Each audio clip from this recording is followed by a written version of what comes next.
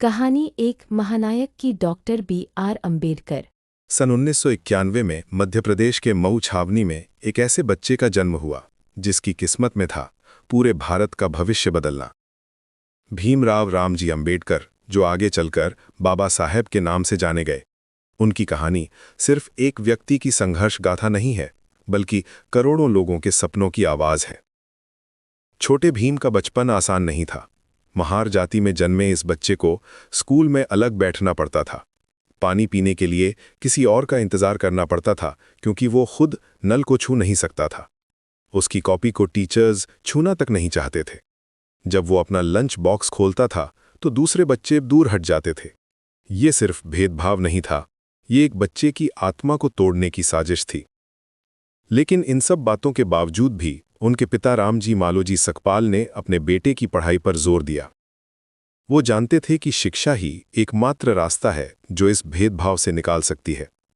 बंबई के Elphinstone high school में भीम अकेले अछूत छात्र थे।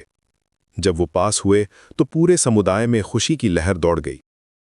ये पहली बार था जब किसी महार लड़के ने हाई स्कूल पास किया था। फिर बॉम्बे यूनिवर्सिटी से ग्रेजुएशन पूरी की। लेकिन असली मोड़ तब आया जब बड़ौदा के महाराजा सयाजीराव गायकवाड़ ने उन्हें अमेरिका पढ़ने के लिए स्कॉलरशिप दी। ये स्कॉलरशिप सिर्फ पैसों की मदद नहीं थी, ये एक नई दुनिया का दरवाजा खोल रही थी। न्यूयॉर्क के कोलंबिया यूनिवर्सिटी में भीम की दुनिया ही बदल गई। यहां कोई जाति नहीं थी, कोई भेदभाव नहीं था, सिर्फ नॉलेज की पावर थी। प्रोफेसर जॉन डेवी जैसे महान विचारकों के साथ बैठकर उन्होंने इकोनॉमिक्स और पॉलिटिकल साइंस की गहराई समझी। डेवी के डेमोक्रेसी के सिद्धांत उनके दिमाग में बैठ गए। उन्होंने एंथ्रोपोलॉजी के सेमिनार में castes in India, there mechanism, genesis and development पर पेपर प्रेजेंट किया। उनका मास्टर्स थीसिस था the administration and finance of the east India company. यहीं से उन्होंने समझा कि कैसे एक सिस्टम को बदला जा सकता है। अमेरिका के बाद लंदन का सफर शुरू हुआ। लंदन स्कूल ऑफ इकोनॉमिक्स और ग्रेज इन में लॉ की पढ़ाई। लेकिन पैसों की कमी के कारण उन्हें बीच में ही भारत वापस आना पड़ा। यहां आकर फिर वही पुराना भेदभाव, वही अपमान। बड़ौदा में नौकरी मिली, लेकिन कोई उनके साथ काम नहीं करना चाहता था। ऑफिस में उनके लिए अलग पानी का घड़ा रखा जाता था। चपरासी तक उनसे फाइल्स लेने से मना कर देता था। लेकिन हार मानना भीम के कैरेक्टर में नहीं था।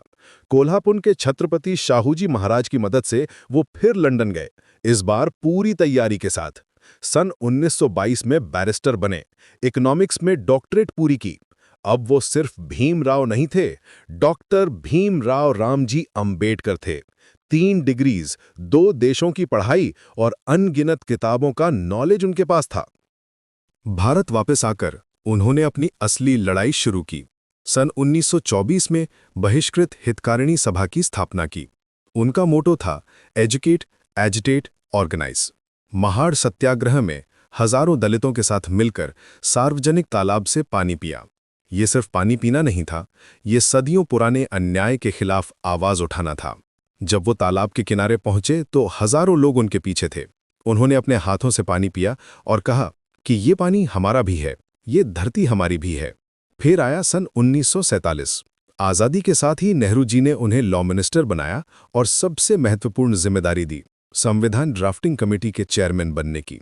यहां बाबा साहेब ने अपनी पूरी जिंदगी का अनुभव, अपनी सारी पढ़ाई, अपना सारा दर्द एक डॉक्यूमेंट में डाल दिया। 2 साल 11 महीने तक चली ये प्रक्रिया में 7,635 अमेंडमेंट्स आए। 114 दिन तक बहस हुई। भारतीय संविधान में इक्वालिटी, लिबर्टी, फ्रेटर्निटी के सिद्धांत, फंडामेंटल राइट्स, डायरेक्टिव प्रिंसिपल्स, ये सब बाबा साहब की विजन का नतीजा था। आर्टिकल 15 और 17 में अनटचेबिलिटी को गैर कानूनी घोषित किया।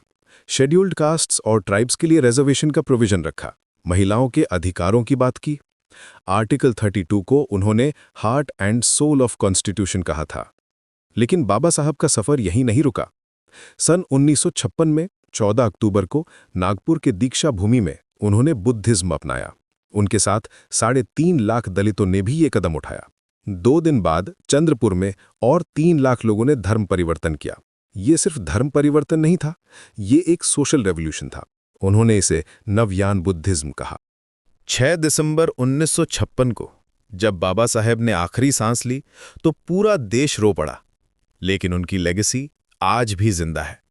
हर साल 14 अप्रैल को जब हम उनका जन्मदिन मनाते हैं तो याद करते हैं उस शख्स को जिसने सिखाया कि एजुकेशन सबसे बड़ा हथियार है, इक्वालिटी सबसे बड़ा सपना है और जस्टिस सबसे बड़ी जरूरत है। आज जब हम अपने अधिकारों की बात करते हैं, जब कोई भी व्यक्ति अपनी मेरिट के आधार पर आगे बढ़ता है, जब हमारा संविधान हमारी रक्षा करता है, तो वो सब बाबा साहेब की देन है। वो सिर्फ दलितों के नेता नहीं थे, वो पूरी ह्यूमैनिटी के चैंपियन थे। उनकी कहानी हमें सिखाती है कि कैसे एक व्यक्ति अपने दर्द को पूरे समाज की खुशी में बदल सकता है। वो कहते थे, बी एजुकेटेड।